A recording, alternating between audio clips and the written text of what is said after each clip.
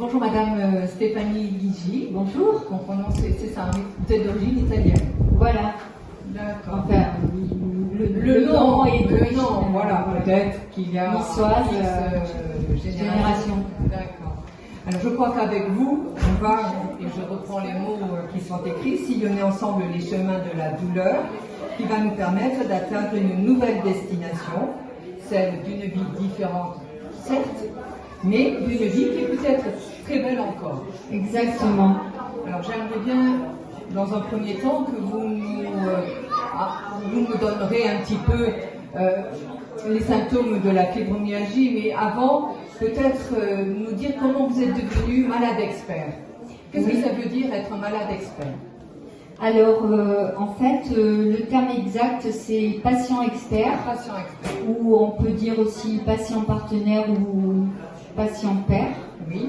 En France, on dit plus volontiers patient expert. Il existe donc une université des patients pour devenir patient expert.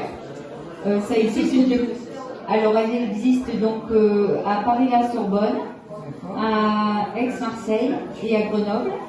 Il y en a 3. Ça existe depuis 2009. C'est toujours confidentiel alors que ça existe au sein de l'université. Et ça s'adresse donc à des patients atteints de pathologies chroniques qui veulent avancer dans leur pathologie, qui sont donc atteints de pathologies chroniques, qui ont l'expérience de leur maladie et qui veulent, si vous voulez, atteindre l'expertise et aider d'autres patients atteints de cette même pathologie dont ils souffrent pour aller au-delà et aller mieux. Voilà. En fait, c'est votre combat, ça. Voilà, c'est mon combat. Il faut savoir que moi, professionnellement, j'ai été dans l'univers des soins puisque j'étais infirmière spécialisée en bloc opératoire. J'ai été déjà infirmière en soins traditionnels. Donc, c'est mon parcours de vie et baigner dans l'aide aux autres, c'est mon univers en fait. Donc, je reste dans le même univers, quoi, à l'aide aux autres. Voilà. Et donc, c'est ce que vous nous racontez dans votre livre. Oui. Comment vous êtes, quels ont été les premiers symptômes? Et d'ailleurs, quels sont les symptômes de la fibromyalgie? Alors, on peut décrire 3 piliers autour duquel cette maladie gravite. 3 piliers principaux, on va dire. Donc, la douleur chronique. Alors, quand on dit chronique, c'est que c'est supérieur à 3 mois.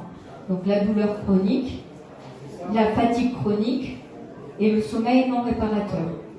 À ça, on va pouvoir ajouter beaucoup d'autres symptômes. On en dénombre 100 au total. Donc, je vais vous dire, vous n'allez jamais avoir en même temps 100 symptômes, mais plusieurs patients en ont au minimum 10. Voilà. Alors, vous allez avoir des problèmes de mâchoire, des problèmes d'intestin irritable ou de colique, vous allez avoir des problèmes de picotement, des problèmes de peau, des problèmes ORL, des problèmes dermatologiques, des problèmes oui, des problèmes d'allergie. Il y a énormément de symptômes, des problèmes de brouillard cérébral, des problèmes cognitifs, des problèmes voilà, il y a énormément de problèmes qui découlent de cette pathologie. Alors, à quel moment avez-vous su que vous étiez atteinte de cette maladie? Alors, c'est assez... un long chemin. Oui, c'est assez complexe. Moi, ça a été en 2014 au décours d'une intervention chirurgicale. Et vous souffriez depuis combien d'années? Ça a été en 2014, après l'intervention chirurgicale, en fait, ont commencé les premiers symptômes. Oui, mais est-ce qu'on vous a dit dès le départ, vous êtes fibromyalgie? Non, ça a été plusieurs années après. Mon diagnostic a été établi en 2018. Voilà, 4 ans. Oui. D'accord. Voilà.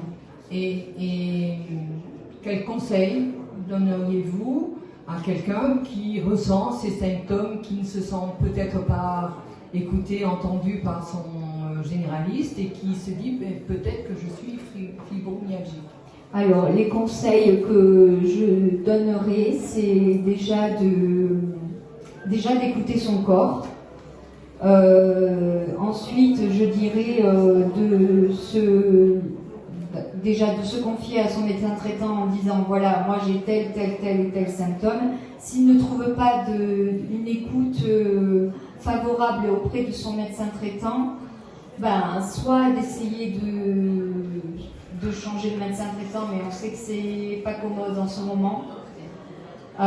Essayer d'aller voir donc un médecin interniste, parce que c'est eux souvent qui font le diagnostic et qu'on sait que cette pathologie est un diagnostic qui se fait par élimination de toutes les autres pathologies possibles. Donc c'est un diagnostic par élimination. Donc c'est extrêmement long donc, pour faire ce diagnostic. Donc malheureusement, on n'a pas de biomarqueurs qui vont dire on fait un bilan sanguin et tac, on a le diagnostic. Donc comme c'est assez difficile, il vaut mieux être bien